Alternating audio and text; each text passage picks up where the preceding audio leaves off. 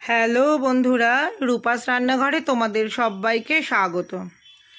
আজকে রান্না করব বাঁধাকপি। আমার হাতে বাঁধাকপি খেয়ে অনেকেই আমায় জিজ্ঞাসা করে যে আমি বাঁধাকপিটা কিভাবে করি। আমার বাঁধাকপি রান্না করতে কিন্তু অনেকটাই সময় লাগে, অনেকটা সময় নিয়ে আমি বাঁধাকপি রান্না করি। তো দেখো, বাঁধাকপিটা কেটে নিয়েছি কুচি কুচি করে, আর ওটা আমি রেখেছি একটা গামলায় ধুয়ে জল দিয়ে রেখেছি, এটা আমি সেদ্ধ করব।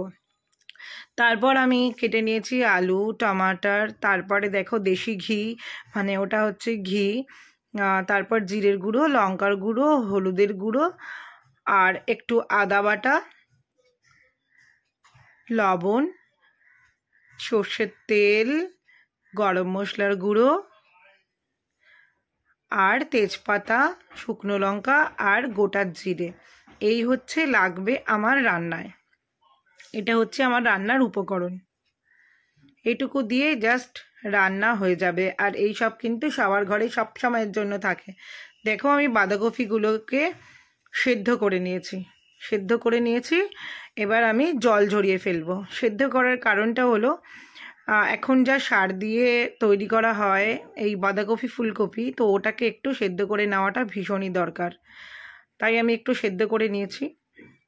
আর তারপরে আমি জল ঝরিয়ে নেব ছাঁকনিতে করে।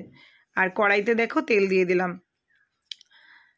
এরপর দেব এর মধ্যে শুকনো লঙ্কা, তেজপাতা আর গোটা জিরে। এটা আমি সোমবারে দেব।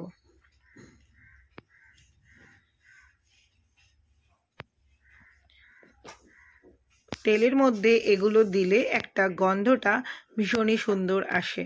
খাবার সময় যখন একটু জিরে মুখে পড়বে তখন ওটার টেস্ট কিন্তু দ্বিগুণ হয়ে যায়, ভীষণই ভালো লাগে।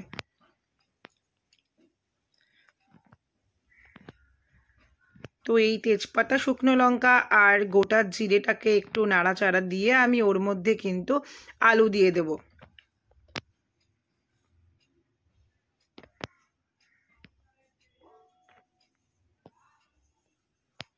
একটু যাতে ভাজা ভাজা হয়, শুকনো লঙ্কাগুলো যাতে একটু ভাজা হয় আর জিরেটা একটু মানে লাল লাল হয়ে যায়, তারপর আমি আলু দেব।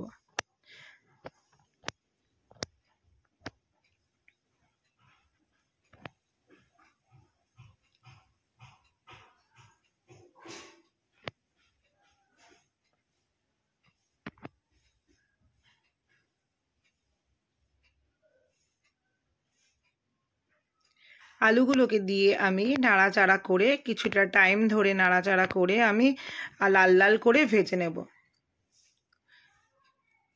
আর আলুর মধ্যে কিন্তু একটু লবণও দেব কিছুক্ষণ পর, মানে অর্ধেক ভাজা হলে কিন্তু আমি একটু লবণ দেব। তারপর এটাকে ফুললি ভাজবো একদম লাল লাল করে। আমার রান্নার রেসিপি যদি আরও তোমরা দেখতে চাও তবে কিন্তু আমার ভিডিওতে লাইক, কমেন্ট, শেয়ার করো। আর এর ইউটিউব থেকে দেখে থাকলে সাবস্ক্রাইব করে দিও, ফেসবুক থেকে দেখে থাকলে কিন্তু পেজটাকে ফলো করে দিও, সবাইকে দেখার সুযোগ করে দিও। দেখো, আমি হাফ টাইমে এসে লবণ দিয়েছি, লবণটা দিয়ে কিন্তু আমি আর একটু লাল লাল করে ভাজা ভাজা করে নেব।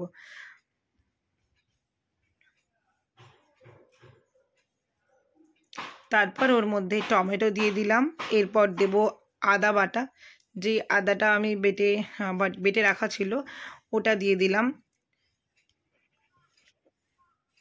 এরপর আস্তে আস্তে আমি সমস্ত মশলাই এর মধ্যে অ্যাড করব।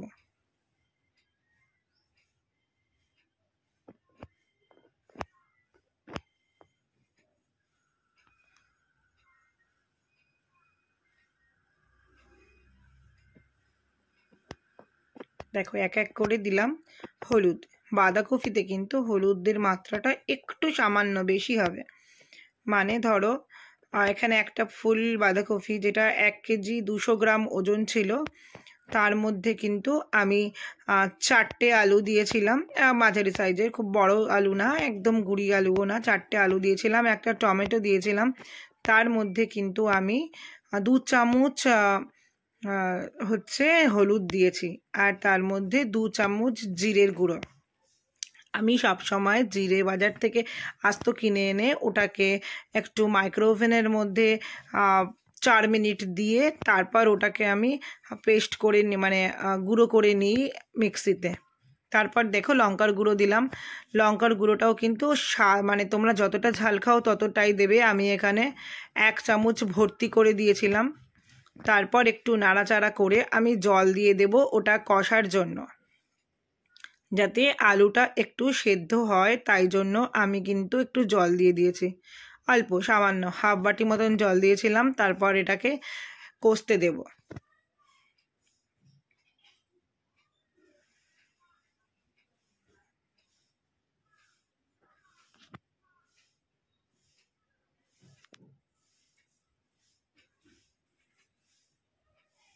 আর কষার সময় কিন্তু আমি আঁচটাকে মানে ফ্লেমটাকে একটু মিডিয়ামের থেকে একটু উপরেই রাখবো, কিন্তু ফুলে রাখবো না।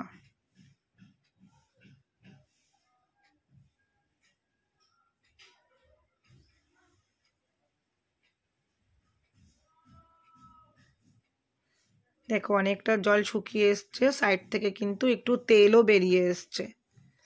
যখনই সাইড থেকে তেল বেরিয়ে আসবে তখনই মনে করবে যে রান্নাটা মানে কষানোটা ঠিকঠাক হচ্ছে।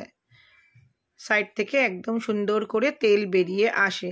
এই সময় কিন্তু সবাই একটু চিনিও দিতে পারো, যেহেতু আমার পরিবারে আমরা কেউ সবজিতে চিনি খাই না। আগে খেতাম, এখন চিনিটাকে টোটালি অ্যাভয়েড করি। চায়েতেও চিনিটাকে অ্যাভয়েড করার চেষ্টা করি, তাই জন্য কোনো কিছুতেই চিনি অ্যাড করি না।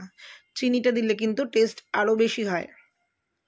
একটু সামান্য চিনি তোমরা দিতে পারো, যারা চিনি খাও তারা সামান্য একটু চিনি দিতে পারো, তবে কিন্তু কালারটাও আরও সুন্দর আসে আর খেতেও আরও টেস্টি হয়। তো আমি এটাকে স্কিপ করে গেছি, চিনিটা দেইনি। তো সুন্দর করে কষানোর পর আমি কিন্তু বাঁধাকপিগুলোকে, যে জল ঝরিয়ে রেখেছিলাম সেই বাঁধাকপিগুলোকে আমি দিয়ে দেবো এর মধ্যে।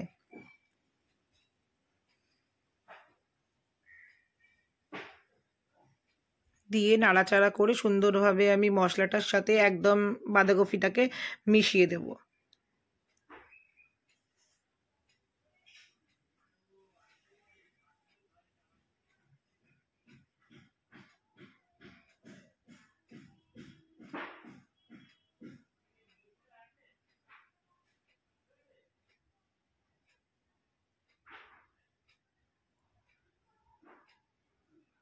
ভালো করে মিক্সড করে তারপর কিন্তু আস্তে আস্তে এটাকে আমি নাড়াচাড়া দিয়ে দিয়ে প্রায় 1 ঘন্টা মতো রান্না করব। বাঁধাকপি যত মানে ধীরে ধীরে আরামসে এটাকে শুকানো যাবে একদম জলটাকে, তত কিন্তু খেতে টেস্টি হবে, তত খেতে টেস্টি হবে। একদম শুকিয়ে ফেলতে হবে, নিচটা যাতে একটু পোড়া পোড়া টাইপের হয় সেই পর্যন্ত আমাদের ওয়েট করতে হবে। আর সেই গন্ধটা, সেই জিনিসটা ভীষণই ভালো লাগে, ভীষণ ভালো লাগে। দেখবে একবার অনেকটা টাইম নিয়ে একটু আঁচটাকে মিডিয়ামে দিয়ে সুন্দর করে নাড়াচাড়া দিতে দিতে রান্না করবে, জাস্ট বাঁধাকপি ফাটাফাটি হবে। তারপর কিন্তু আমি দিয়ে দিলাম গরম মশলার গুঁড়ো। তারপরেও আমি আরও নাড়াচাড়া করব। তারপর এর মধ্যে একটু ঘি দিয়ে দেবো। আমি 1 চামচ ভরে আমি ঘি দিয়েছিলাম। ঘি গরম মশলা দিয়ে আমি নাড়াচাড়া করে নামাবো। অনেকটা টাইম নিয়ে কিন্তু আমি রান্না করেছি, অল টাইম আমি বাঁধাকপি অনেকটা টাইম নিয়ে রান্না করি, তবেই কিন্তু খুব টেস্টি হয়। যার জন্য আমাকে যেই খায় সেই জিজ্ঞাসা করে বাঁধাকপিটা একদম আলাদা টেস্টের।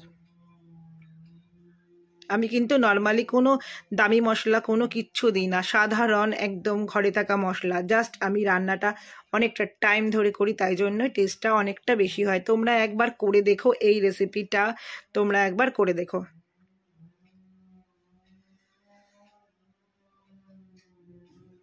জাস্ট মাছের মাথাও লাগে না, কিচ্ছু লাগে না, ভীষণ ভালো টেস্ট হয়। দেখো আমার বাঁধাকপিটা থেকে দেখেছো নিচটা থেকে কীরকম একটু পোড়া পোড়া টাইপের লেগে লেগে যাচ্ছে। ততক্ষণ পর্যন্ত ওয়েট করে রান্নাটা একটু ধৈর্য সহকারে করলেই টেস্ট প্রচুর হয়। দেখো কালারটাও কেমন এসছে, আর খেতে তো ভীষণই ভালো।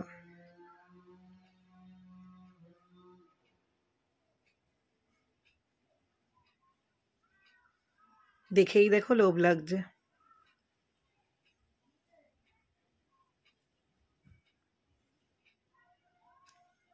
একবার বানিয়ে খেয়ে দেখো সবাই, হাতে টাইম নিয়ে রান্না করবে, দুর্দান্ত রান্না হবে। এই হচ্ছে ফাইনাল লুক। তো সবাইকে টাটা, আবার সবাই ওয়েট করো নেক্সট ভিডিওর জন্য।